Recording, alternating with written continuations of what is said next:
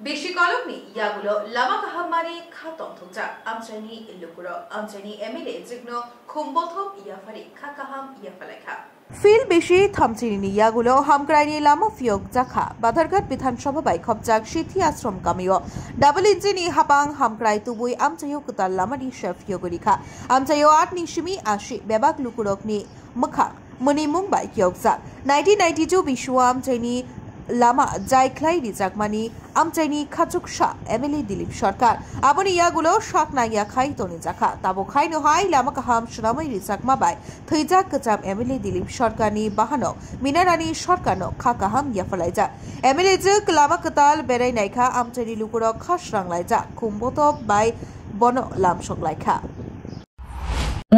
একটা রাস্তা করার জন্য এত সুন্দর সংবর্ধনা দেওয়া হয়। আমি প্রায় 2 বছর হয়ে গেছে এখানে বিদায়িকা হতে পেরেছি। সেটা হতে পেরেছি শুধু আপনাদের আশীর্বাদ আছে বলেই।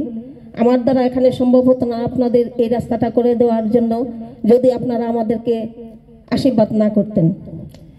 সত্যি আমি গর্ববোধ করছি। আমার সঙ্গে সঙ্গে আমার প্রয়াত বড় ভাই দিলীপ সরকারের নামও এখানে উঠে এসছে, কারণ 32 বছর পূর্বে এখানে একটা রাস্তা করা হয়েছিল। আমি এখানে 2 বার এসেছি। এখানে এসে দেখতে পেয়েছি রাস্তার যে অবস্থা। তখন স্বপন মনিক আরও অন্যান্যরা আমাকে বলেছে রাস্তাটা করার জন্য। আমি তৎক্ষণাৎই রাস্তাটা করার জন্য উদ্যোগ নিচ্ছি এবং রাস্তাটা আমি করতে পেরেছি।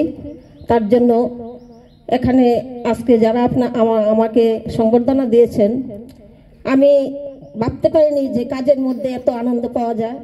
আমি করেছি, আমার বড় ভাই আরও অন্যখানেও যখন করেছি দেখছি যে দাদা করার পরেই আমি আবার এত বছর পরে এই রাস্তাটি করতে পেরেছি। আমি ব্যুরো রিপোর্ট খুমপই।